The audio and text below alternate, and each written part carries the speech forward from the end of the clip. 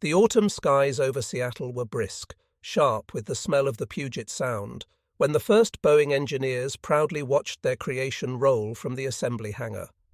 The Model 299, soon to be christened the B-17 Flying Fortress, was a monolith of American industrial ambition. 4 Pratt & Whitney R-1820 Cyclone engines, a wingspan that dwarfed any contemporary pursuit aircraft, and a fuselage thick with armour, capable of carrying thousands of pounds of bombs over hundreds of miles. To the engineers, it was not just a bomber, it was a flying testament to an idea that precision, resilience, and firepower could combine to strike fear across the skies of the world. Yet even before the first operational sorties, skepticism shadowed the Boeing facility. Within the U.S. Army Air Corps USAAC, debates raged about doctrine and practicality. The prevailing mindset emphasized daylight precision bombing of strategic targets, factories, rail yards, oil refineries, and munitions plants. Every pound of bomb mattered, every ounce of speed was argued to be necessary. Pilots argued the aircraft's size and lack of agility would make it an easy target for faster, more maneuverable fighters. Critics whispered darkly that the Fortress might be too much plane for any pilot to handle, that its ambition might outstrip its utility. Across the Atlantic, intelligence officers of the Luftwaffe observed these developments with barely concealed amusement. German reconnaissance reports, though incomplete, filtered back the sight of the B-17 in early trials. German pilots, especially those in the Jagdgeschwader units, mocked what they saw. Ein fliegender Zinnkasten, one fighter ace wrote, a flying tin can, ungainly, slow, and bound to fall prey to the eagle-eyed hunter. Others laughed at the idea that an aircraft so large could sustain any form of combat.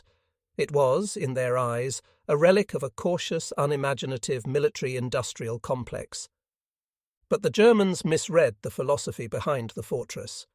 While Luftwaffe pilots prized speed, climb rate, and maneuverability, traits essential for interception and dogfighting, the Americans had other calculations in mind. Engineers built the B-17 for altitude and endurance, not evasive prowess. Its defensive armament, beginning with 5.30 caliber machine guns and later expanded to as many as 13 in operational versions, allowed the crew to establish overlapping fields of fire. In effect, every B-17 was a small fortress in the sky, capable of withstanding punishment that would cripple lighter, more agile bombers. Early flight tests validated some of these assumptions. The aircraft could maintain altitude on 3 engines, survive flak fragments in its fuselage, and fly long missions carrying loads previously reserved for twin-engine designs. For the USAAC, these were critical metrics. Industrial targets lay deep within enemy territory, and the bomber needed to survive the gauntlet. Tactical concerns, how it might fare against enemy fighters, were secondary to the overarching strategy of strategic bombing. Precision mattered more than maneuverability. To the German pilots and tacticians watching from afar, this logic seemed quaint. The Luftwaffe's philosophy revolved around rapid, decisive aerial encounters. Fighters such as the Messerschmitt Bf-109 or the Focke-Wulf Fw-190 were small, powerful, and optimized for interception. German doctrine emphasized Ramjäger tactics, head-on attacks, and climbing superiority. They judged aircraft by their dogfighting capability, rather than their ability to survive sustained bombardment or return under fire. In the early reports, they catalogued weaknesses in the Fortress: predictable speed, cumbersome turns, and limited agility. The mockery was almost unanimous. Yet even in these early days, a grudging respect began to surface among those who observed testing photographs and training flights. Pilots noted the unusual placement of defensive guns and the aircraft's rugged structure. Some commented in private notes that if the Americans could field these in sufficient numbers, the result might be more than mere nuisance. But these assessments were muted beneath the chorus of laughter. Within the USAAC, the philosophy behind the fortress represented a tension between theory and skepticism. Tactical officers fretted over single-engine fighter encounters, while planners argued that proper formations and coordinated flights would nullify enemy advantages.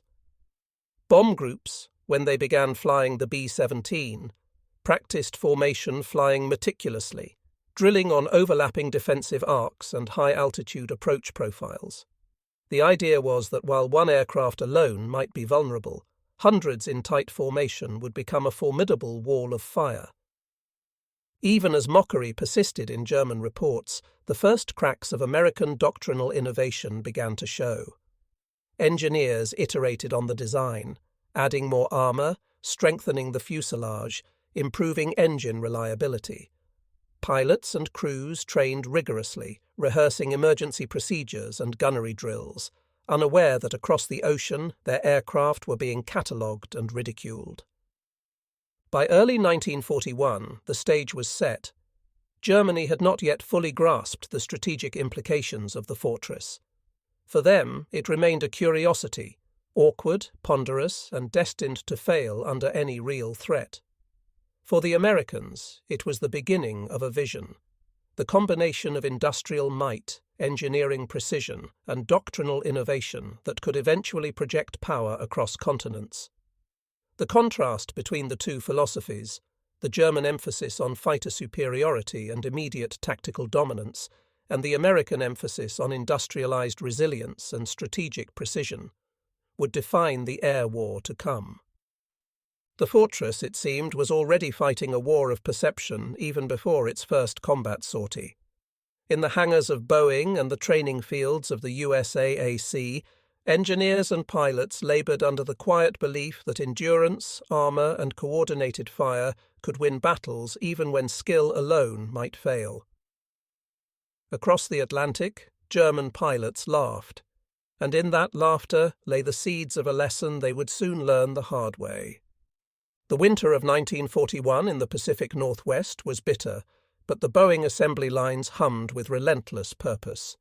The first operational B-17Bs and B-17Cs rolled out with a mix of anticipation and trepidation.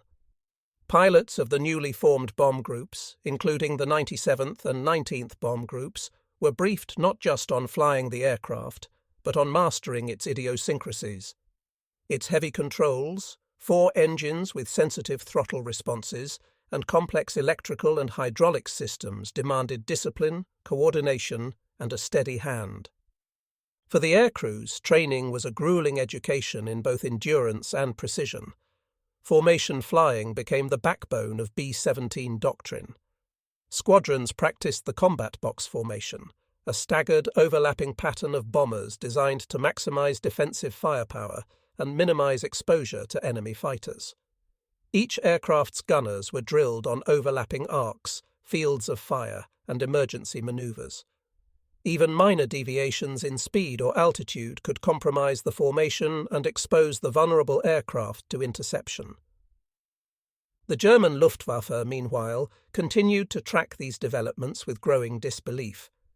Early intelligence reports from reconnaissance flights over the continental United States painted a picture of massive, lumbering aircraft, but they underestimated the careful orchestration behind their operations.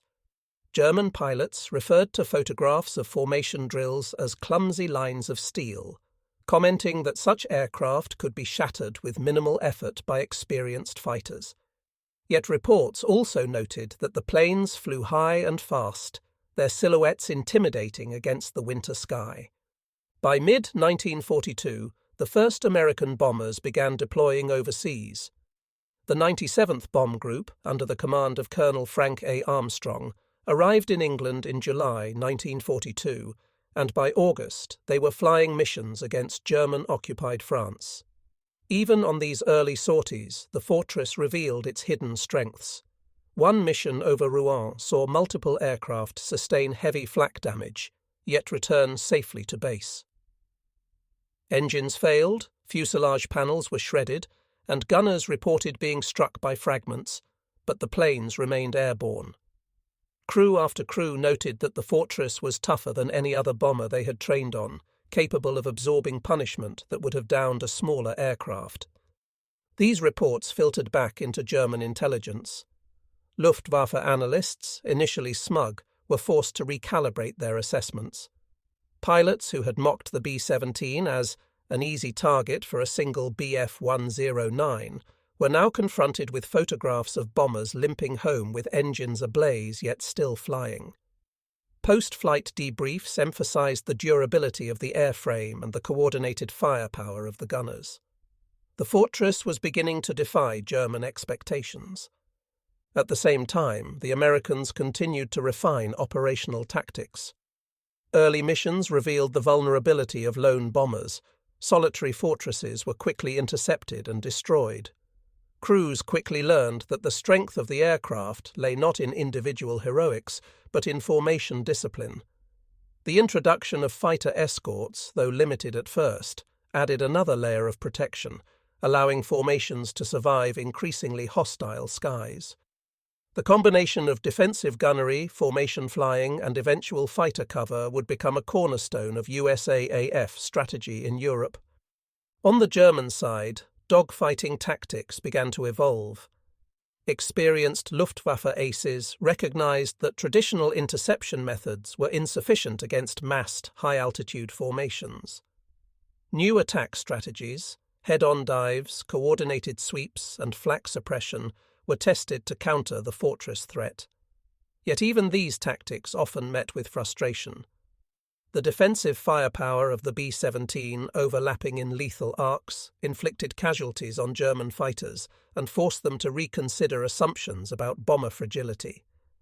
Reports from captured documents of the Japanese and later post-war interrogations of Luftwaffe pilots confirmed a recurring sentiment. The B-17 was underestimated. In early 1942, one German officer wrote privately, "The Americans build these birds like tanks. We expected them to fall like leaves. Instead, they carry bombs and return, still capable of fighting." It was a grudging respect, tinged with irritation, born from the realization that industrial design and strategic doctrine could offset the raw agility of a fighter. Meanwhile, American production accelerated. By late 1942, Lockheed and Boeing production lines were operating at maximum capacity. The USAAC, soon to be rebranded the USAAF after December 1941, had placed orders for hundreds more fortresses, emphasizing that mass production was not merely a metric of quantity, but a critical aspect of strategy. The logic was simple. Even if individual aircraft were lost, the sheer volume of bombers could overwhelm defenses, sustain losses, and still deliver destructive payloads to key industrial targets. The B-17's reputation began to precede it. In London and Washington, military planners spoke openly of flying fortresses, with a mixture of pride and calculated caution.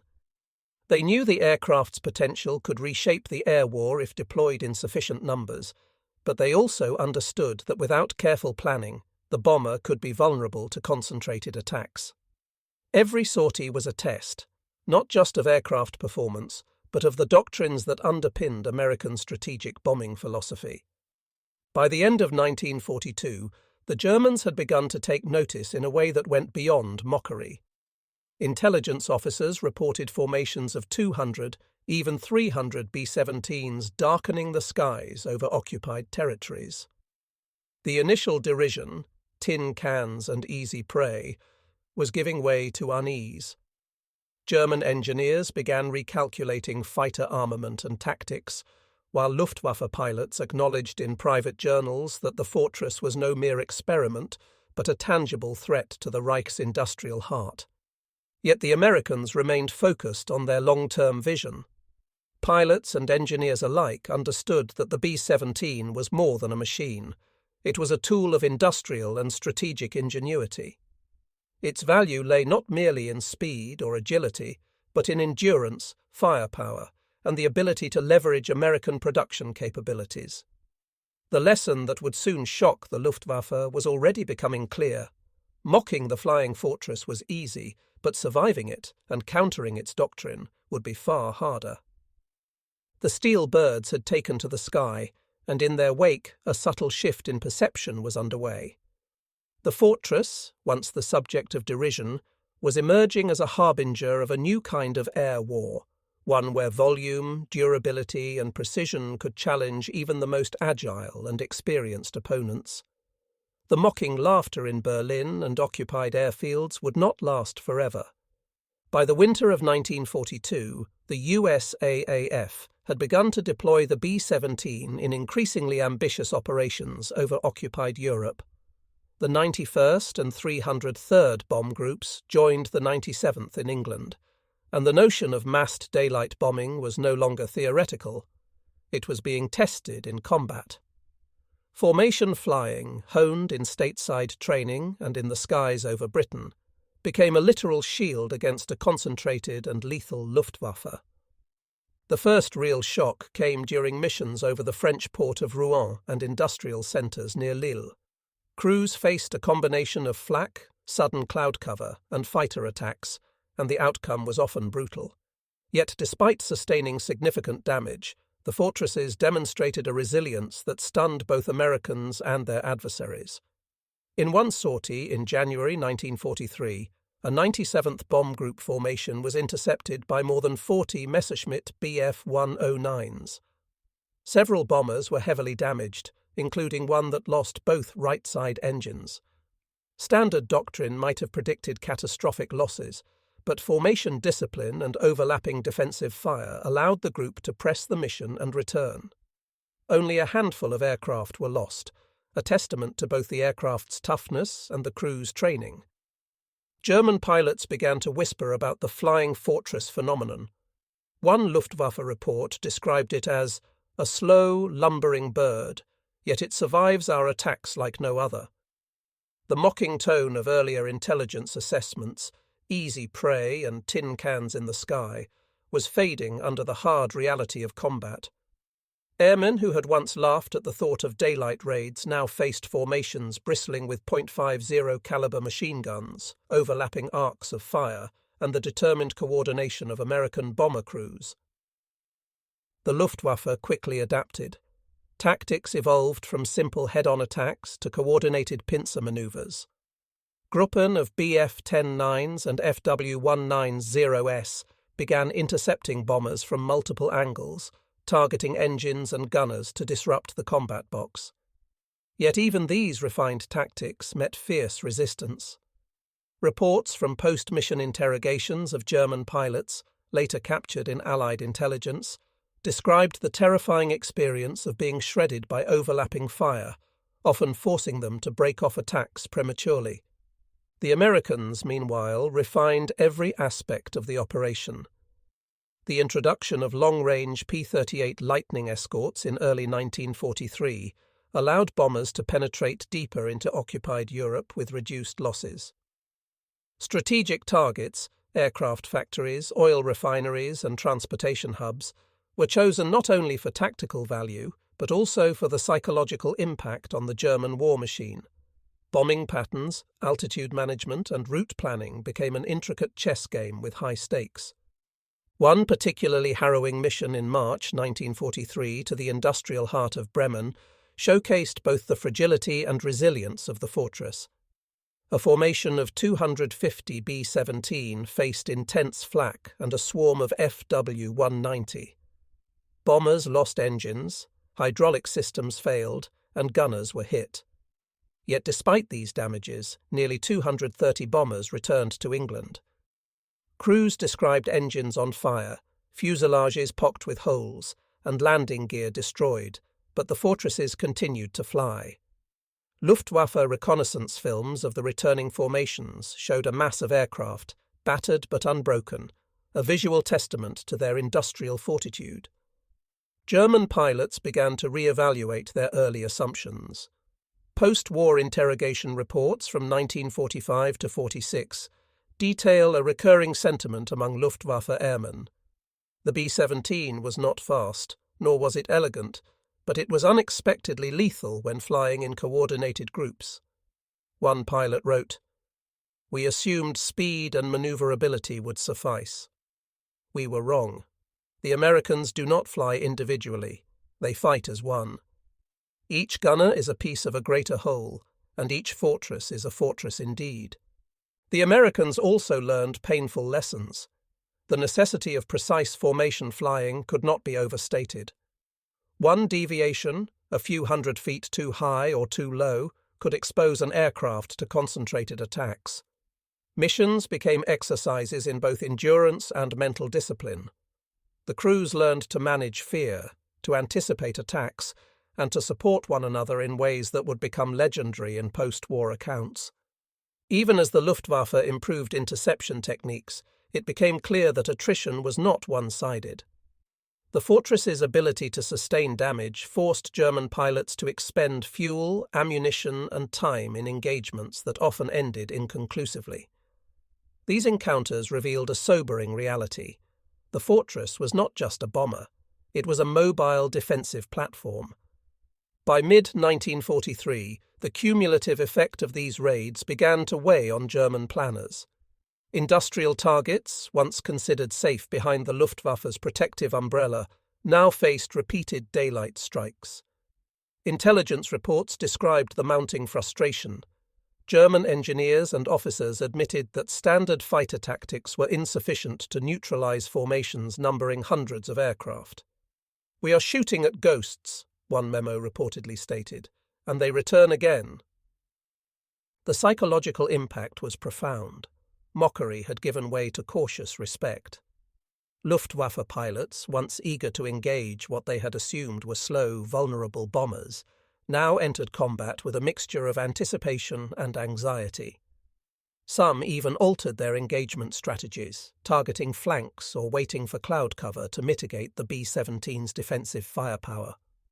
The fortress had imposed a new kind of discipline on enemy tactics, an acknowledgement that sheer toughness, industrial might, and careful coordination could level the playing field against faster, more agile fighters. Meanwhile, the American command structure continued to refine the doctrine of daylight precision bombing. Training emphasized gunnery accuracy, formation discipline, and mission coordination down to the smallest detail. Reports circulated among bomber crews of fortresses returning with 30, 40, even 50 hits from flak, yet still landing safely. Stories that became folklore among the airmen. The aircraft's reputation grew with each sortie, bolstering morale and confidence while sending a silent message to the enemy. Mocking the flying fortress was no longer an option. By the close of the first half of 1943, the B-17 was no longer merely an experimental bomber or a subject of ridicule. It was a symbol of industrial ingenuity and operational discipline. German intelligence, once dismissive, was now confronted with irrefutable evidence. The flying fortress, when deployed en masse and with disciplined crews, could survive, fight back, and return, a steel manifestation of America's capacity to wage war from the skies. The stage was set. The skies over Europe would soon be darkened by thousands of fortresses in coordinated raids. The German Luftwaffe, once confident, now prepared for a confrontation that would test tactics, endurance, and resolve in a battle that would define strategic bombing for the remainder of the war. By the summer of 1943, the concept of massed daylight bombing had evolved from experimental theory to operational reality. The 8th Air Force, operating out of airfields in East Anglia, England, had grown from a handful of groups to a formidable striking force of over 1,000 B-17 flying fortresses. The sheer scale of the operation was unprecedented. The Allies now possessed the ability to blanket the skies of northern France and the Low Countries with an armoured defensive cloud of heavy bombers. The German High Command watched with growing unease. Early mockery of the flying fortress had given way to strategic anxiety. Reports from Luftwaffe reconnaissance and signals intelligence described the massive formations crossing the Channel with precise timing and rigid formation discipline. Fighter units were ordered to intercept, yet the scale and cohesion of the formations presented a tactical nightmare. The first true demonstration of this massed force came during the Schweinfurt Regensburg raid in August 1943. A force of 376 B-17s targeted German ball-bearing factories critical to the war machine. The raid was meticulously planned, with simultaneous strikes to divide German defences. Fighters were scarce, and the Luftwaffe scrambled under pressure, sending wave after wave of Bf-109s and Fw-190s to intercept. For the Luftwaffe pilots, the experience was harrowing. One post-war memoir recalled, "We approached the sky over Schweinfurt, expecting a scattering of bombers, easy to pick off one by one. What we saw instead was a wall of metal, bristling with guns, engines roaring, sunlight glinting off every fuselage. We could not get through. Every approach was met with a hail of bullets." The Americans, meanwhile, relied on the combat box formation, a staggered arrangement that maximized overlapping fields of defensive fire. Each fortress gunners were trained to cover not just their aircraft but their neighbours, creating a lethal crossfire for any attacker daring to close. Missions were planned with precise timing, altitude synchronization, and route discipline. Stragglers were vulnerable, but the majority of formations maintained cohesion despite enemy fire and the mechanical toll of long sorties. The cost was heavy. Schweinfurt inflicted severe losses on the Americans, 60 bombers lost, dozens more damaged beyond immediate repair.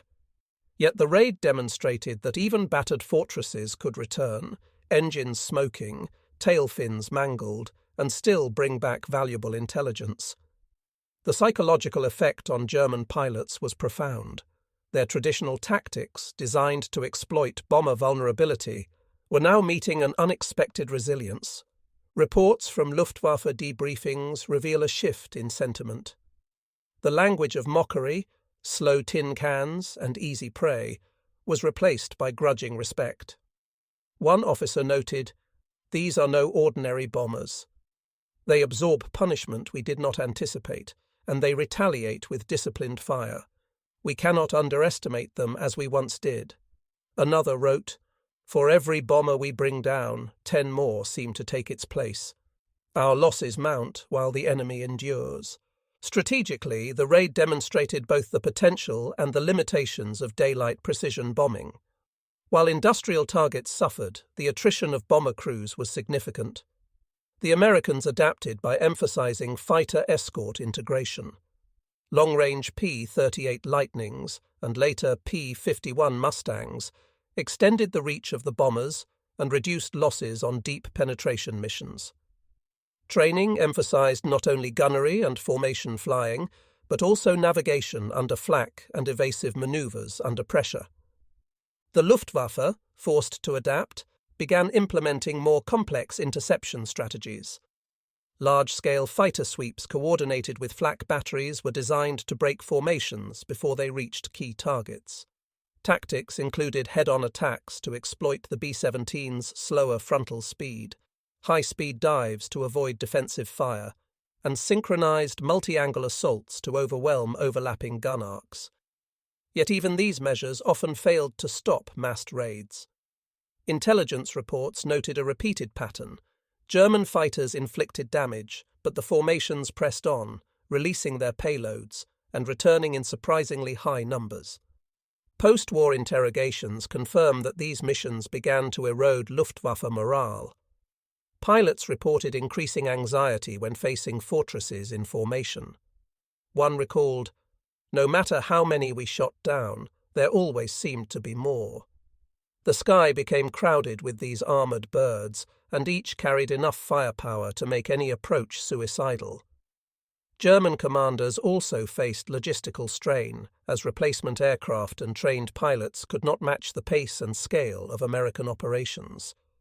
The American command noted these effects with keen interest. After-action reports emphasized the dual role of the B-17, not only as a precision bomber, but as a tool of psychological warfare. The presence of massed formations over Germany forced the Luftwaffe to commit resources defensively, disrupted production schedules, and tied down fighter units that might otherwise be deployed elsewhere.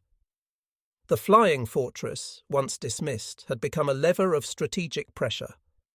As the skies darkened over Europe, the narrative had shifted completely. Where once German pilots laughed at what they assumed were lumbering, vulnerable bombers, they now confronted formations that were disciplined, heavily armed, and shockingly resilient. The B-17 had proven that industrial strength combined with tactical discipline could challenge even the most agile and experienced enemy. By the end of 1943, the 8th Air Force had cemented a reputation that would echo in post-war analyses. The American Flying Fortress was not merely a bomber, it was a testament to American engineering, industrial production, and the emerging doctrine of precision daylight bombing. Luftwaffe pilots, once scoffing at the tin cans in the sky, now regarded the B-17 with caution and respect. The stage was set for an air war on a scale never before imagined. Thousands of fortresses would soon darken the European skies, each mission a test of endurance, skill, and the industrial might of nations. The mockery of the past had ended. The era of confrontation in the air, defined by formation discipline and defensive firepower, had begun.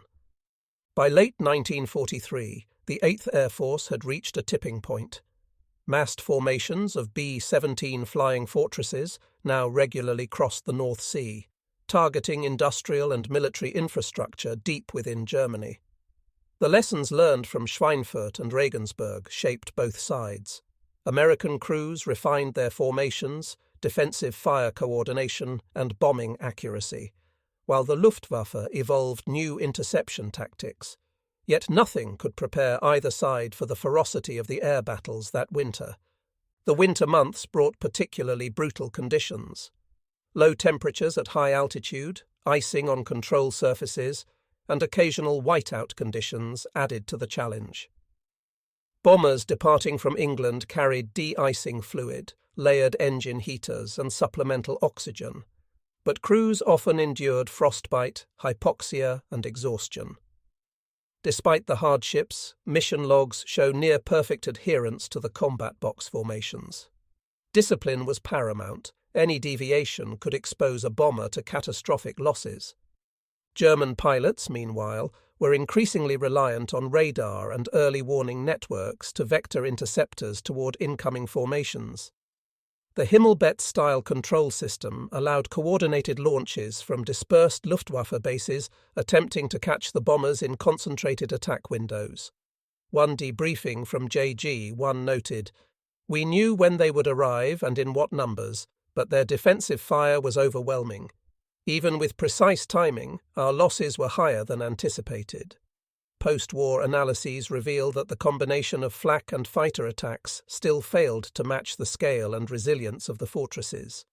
The infamous raid on the ball-bearing factories of Schweinfurt in October 1943, sometimes called Black Thursday by USAAF crews, epitomized this brutal air war.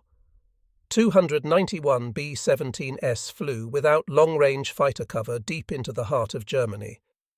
The Luftwaffe response was swift and devastating. Over 60 bombers were destroyed and another 120 damaged.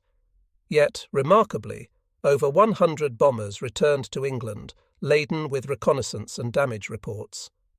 One navigator, writing in his log, reflected, "The sky was aflame with tracers, flak bursts, and the roar of hundreds of engines. We were a wall of fire and steel, and somehow we survived." Despite the losses, these missions had strategic significance. Each successful raid disrupted German industrial output, forced the Luftwaffe to commit fighters defensively, and demonstrated the feasibility of sustained daylight bombing.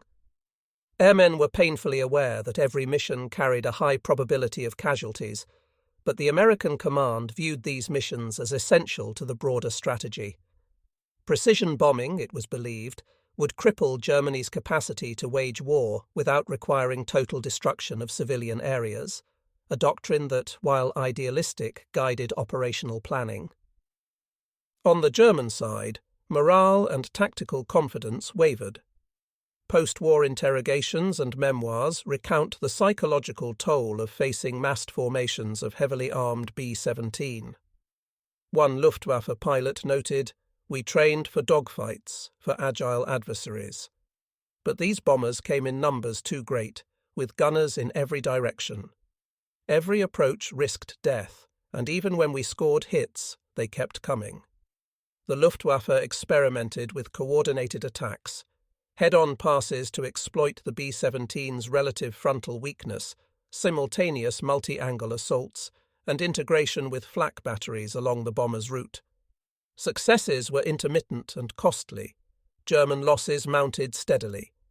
For the Americans, adaptations continued. Crew training emphasized gunnery precision, formation integrity, and rapid repair turnaround between missions.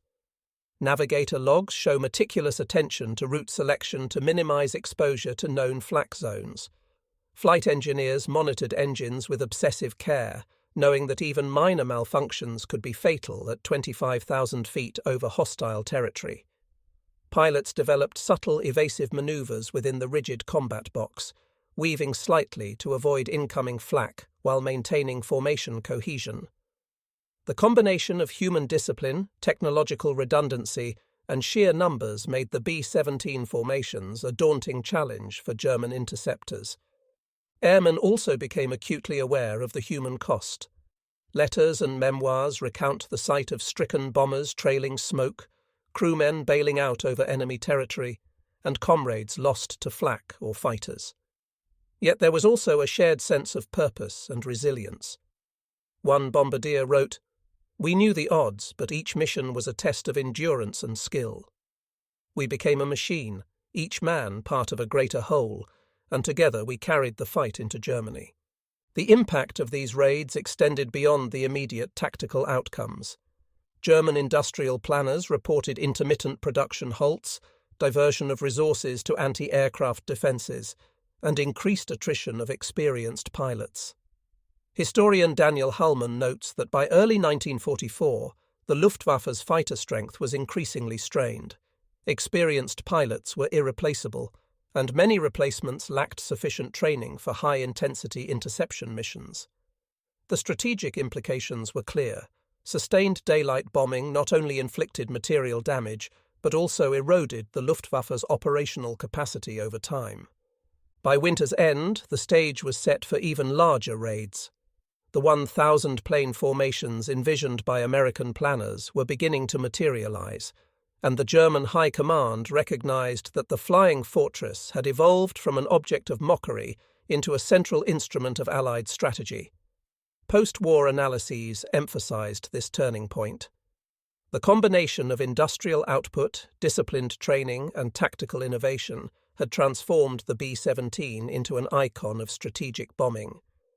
The winter campaigns of 1943 to 44 had tested both men and machines to their limits. For American crews, the sky over Germany had become an inferno of fire and steel, yet they pressed on, mission after mission. For German pilots, the once laughable bomber now demanded new tactics, courage, and ingenuity to confront.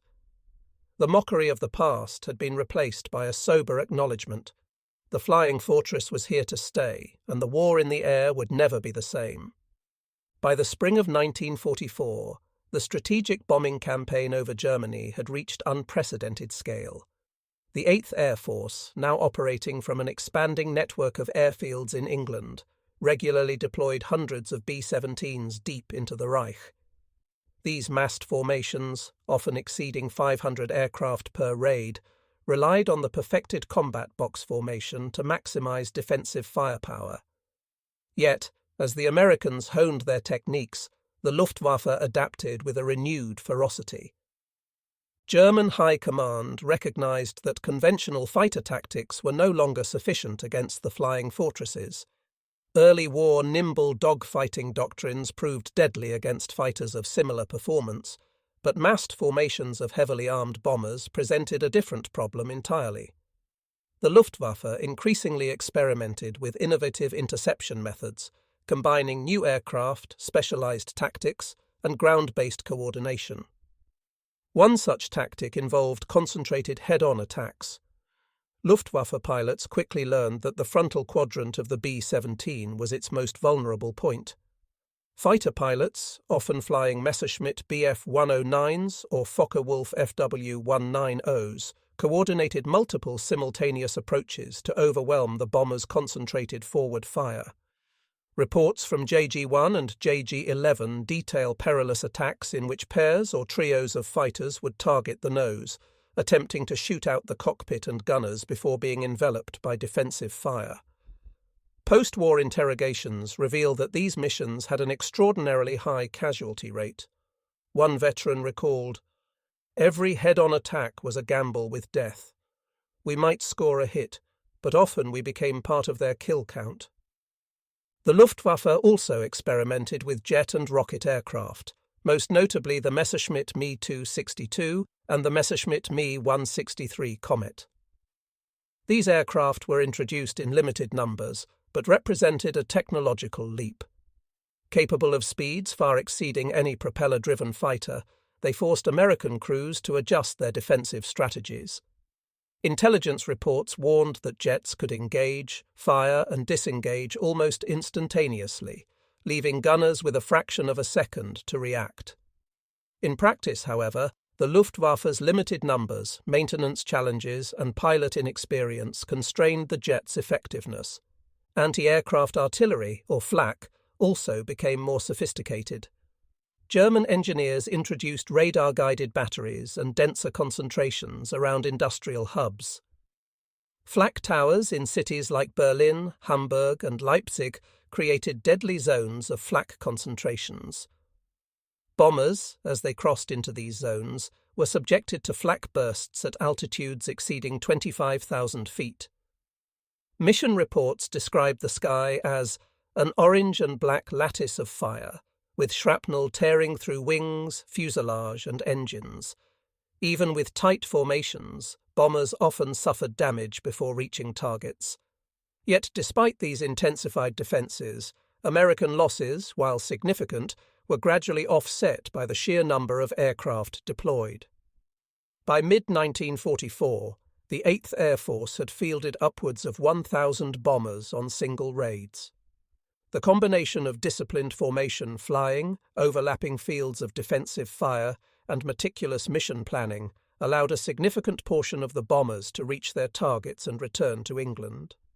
Post-mission analyses emphasized that the Flying Fortress, once mocked as an ungainly tin can, had become nearly invulnerable in numbers, even against improved German tactics. The psychological dimension of the air war was equally significant. Luftwaffe pilots faced relentless attrition. Post-war interrogation reports described the demoralizing effect of massed formations. Inexperienced replacements often succumbed to fear or hesitation, while veteran pilots were in constant danger of being shot down. One pilot recalled, "We were taught that we could outfight any bomber. But when hundreds of them filled the sky, each with gunners in every direction, it felt impossible. You were alone in a sea of fire." American crews, conversely, developed a grim camaraderie born of shared danger. Mission logs and letters home detail the coordination required. Gunners calling out enemy positions, pilots weaving slightly to evade flak, navigators recalculating courses on the fly, and bombardiers maintaining composure under intense stress. The combat box formation became more than a tactic. It became a lifeline. Survival depended on every man executing his role flawlessly. Technological innovation on both sides accelerated. B-17 crews benefited from improved Norden bomb sights, allowing more precise targeting and incremental upgrades to armament, such as powered gun turrets and improved 50-caliber machine guns. The Luftwaffe, in turn, introduced heavier caliber cannons on aircraft like the FW-190A-8 and Bf-109G-6, designed to punch through bomber armor. Despite these improvements, the balance of firepower increasingly favored the Americans, particularly as industrial output ensured replacement aircraft and crews could sustain losses in a way the Luftwaffe could not. By late 1944, the cumulative effect of repeated raids was evident.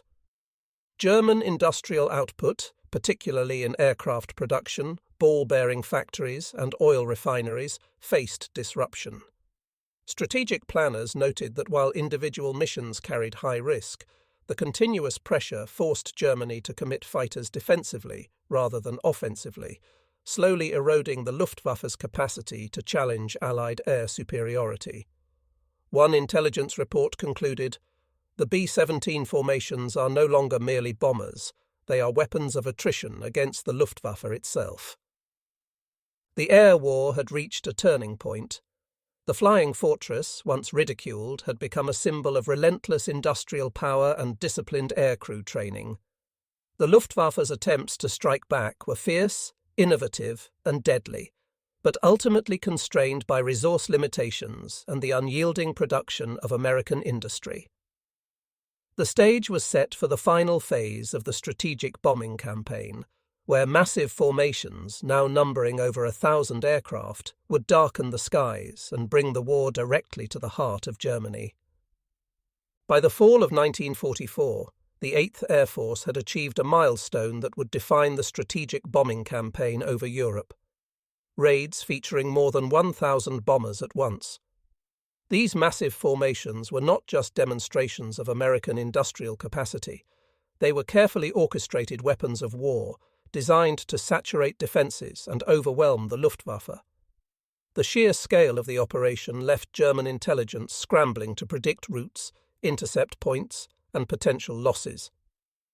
On October 14, 1944, the 8th launched a raid targeting the aircraft factories at Leipzig and the synthetic oil refineries near Merseburg. Intelligence had identified these sites as critical to the Luftwaffe's ability to sustain its fighter force. Over 1,100 B-17 flying fortresses and B-24 Liberators lifted off from bases in East Anglia in a tightly coordinated sequence, forming multiple staggered waves to minimize congestion and maximize defensive coverage.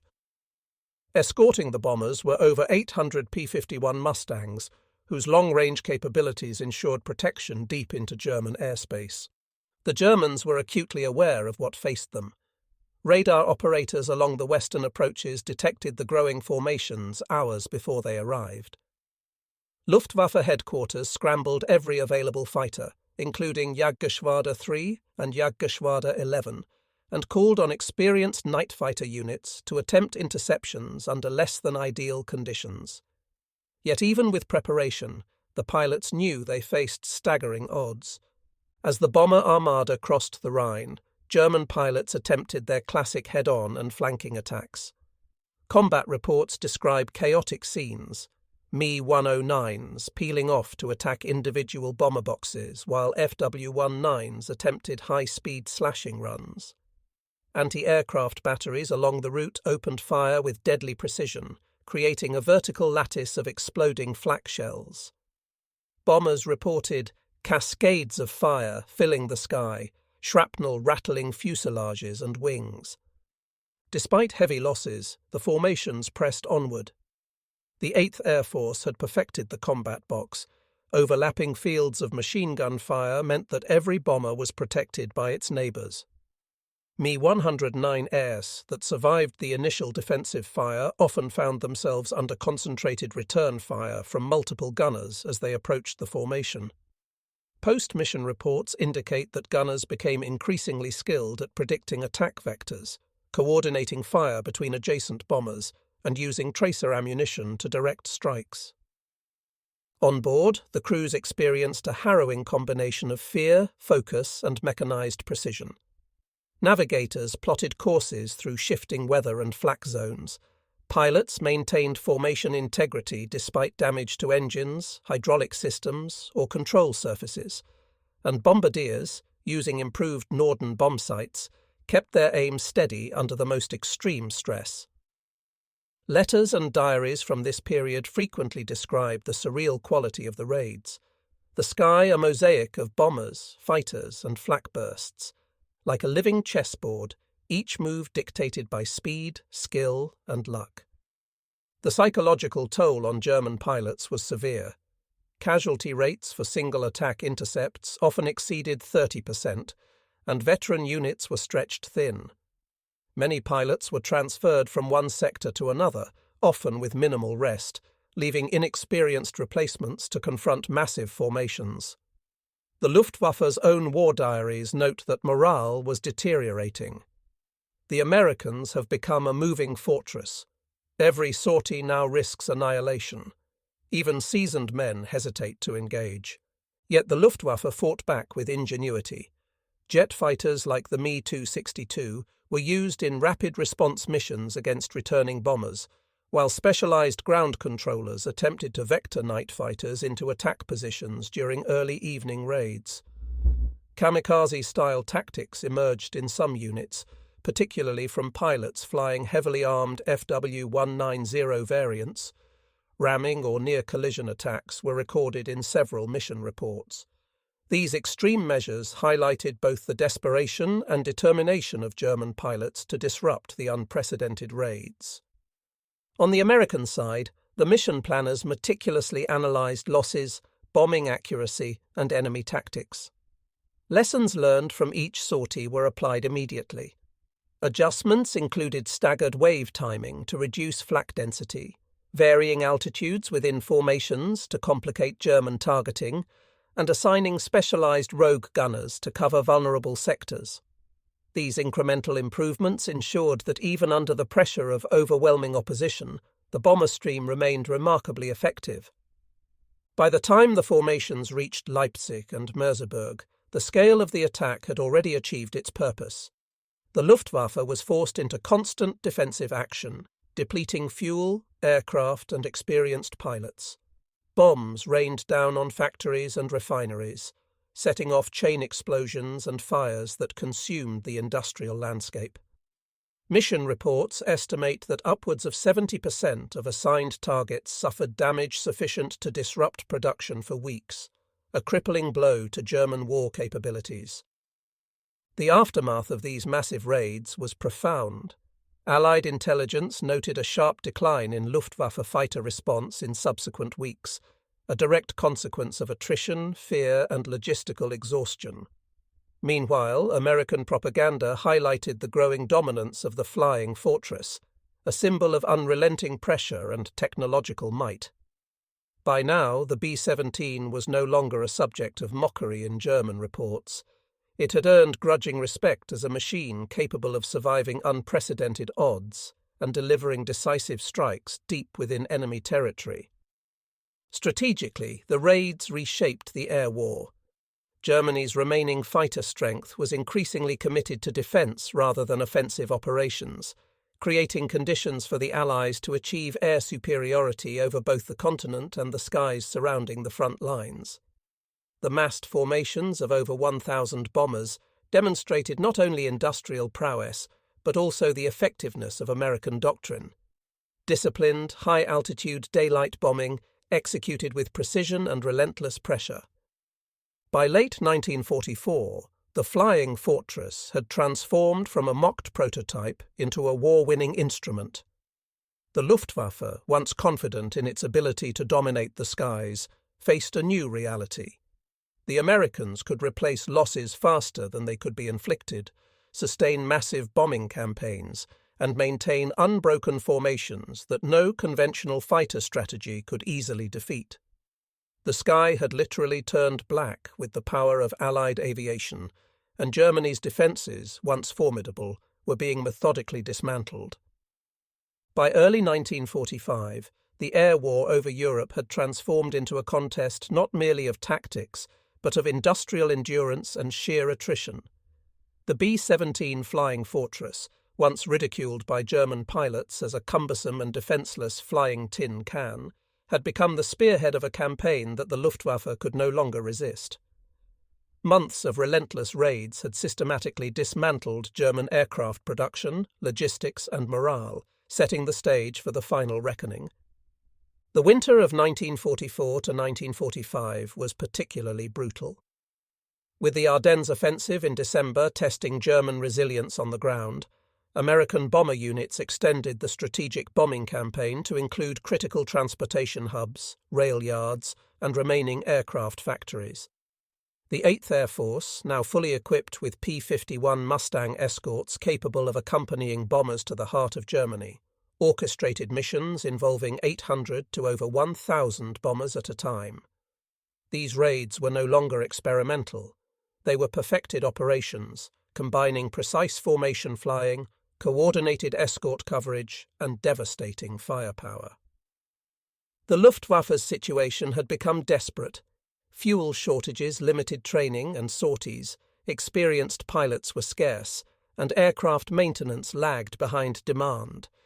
Even the introduction of jet aircraft like the Me-262 could not reverse the cumulative impact of months of attrition.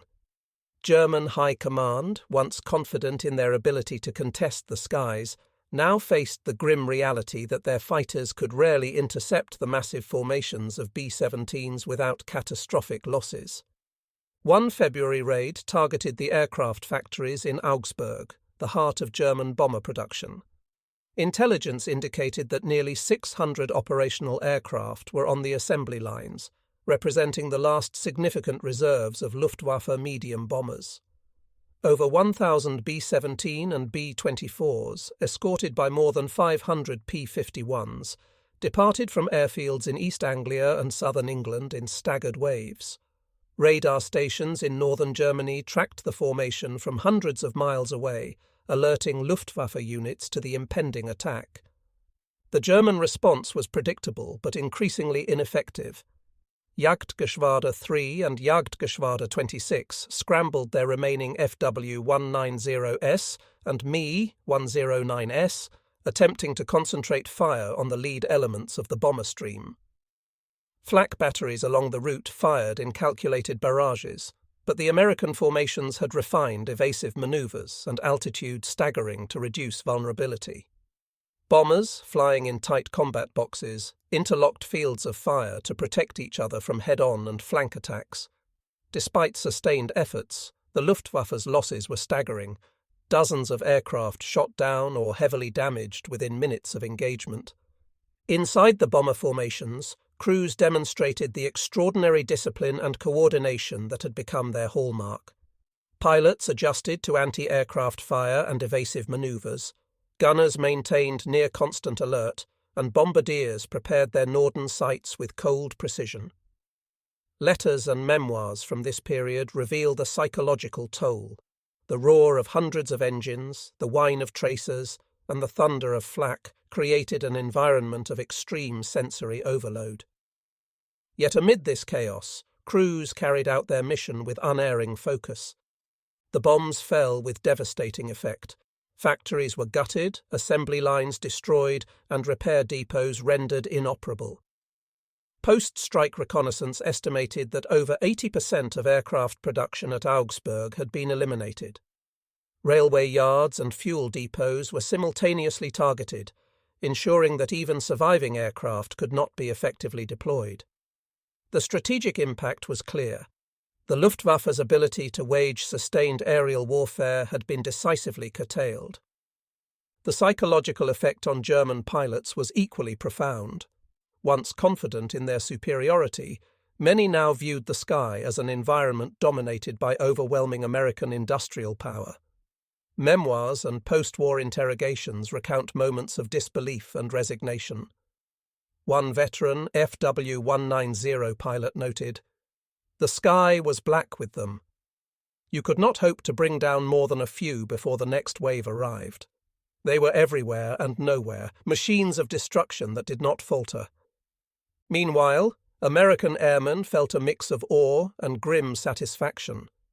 The B-17, with its rugged design and defensive armament, had proven invulnerable in ways that German pilots could scarcely anticipate in 1939. Losses, while tragic, were mitigated by vast production capabilities. Every bomber lost was replaced within weeks, and every raid further degraded German capabilities. The contrast between American industrial might and German desperation became increasingly stark. By spring 1945, the Luftwaffe had ceased to be an effective fighting force. Fuel reserves were exhausted, trained pilots were virtually non-existent, and remaining aircraft were concentrated in defensive pockets around key cities. In one of the final coordinated raids, over 1,200 bombers struck targets in Berlin and Leipzig. escorted by more than 600 P-51s. German flak crews attempted to defend the capital, but the scale and precision of the raid left them powerless. Factories, depots, and transportation infrastructure were destroyed, leaving the city exposed and vulnerable as Allied ground forces advanced from the west. The cumulative effect of these massive raids was both strategic and symbolic. German military command had long mocked the B-17 as slow and vulnerable, dismissing it as an ungainly target for our fighters. Yet after months of sustained operations involving thousands of aircraft, these derisive assessments were replaced by grudging respect and acknowledgement of defeat. The Flying Fortress had achieved what few predicted. It forced the Luftwaffe into a defensive posture, destroyed critical industrial capabilities, and allowed the Allies to dictate the tempo of both air and ground operations. Historians later described this period as the moment when the balance of air power irrevocably shifted.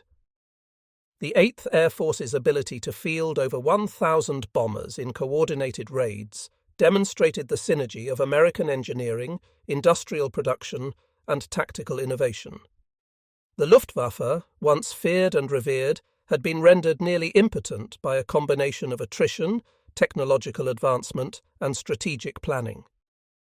By May 1945, as Allied forces advanced into Germany and victory in Europe became inevitable, the legacy of the B-17 was cemented. German pilots, officers and planners who had once mocked the Flying Fortress recognized, through bitter experience, its transformative impact on the air war. What began as derision had ended in awe. The sky had been claimed by a machine designed not merely to survive, but to dominate. And in doing so, it accelerated the collapse of the Third Reich's aerial defences. The final reckoning of the Luftwaffe was not a single battle or dramatic dogfight, but a sustained campaign of industrial attrition, tactical evolution, and numerical superiority. The B-17, together with its escorts, embodied a new kind of warfare, where engineering ingenuity, mass production, and precise execution could overwhelm even the most skilled adversaries. The German mockery of the 1930s had transformed into respect and fear, a testament to the enduring power of innovation and perseverance in modern warfare. In the end, the Flying Fortress had achieved what its designers had envisioned, a durable, defensively capable high-altitude bomber that could project American industrial might across enemy territory. The hundreds, then thousands, of B-17s that darkened the skies over Germany were more than machines. They were symbols of a strategic doctrine that had matured into decisive power, ensuring that the Luftwaffe, once the terror of the skies, would never again threaten Allied air superiority. Even as the war drew to a close, the B-17's shadow lingered over every former Luftwaffe airfield. Pilots who had once scoffed now spoke with grudging respect, recounting how the Flying Fortress could absorb punishment, return crews safely, and deliver destruction with relentless precision. Its presence reshaped the Luftwaffe's strategy, forcing dispersed formations, altered tactics, and a recognition that no single fighter, however skilled, could dominate the skies alone. The mockery had ended, replaced by acknowledgement. The B-17 was more than a bomber. It was the instrument that turned American industry into an unstoppable aerial force.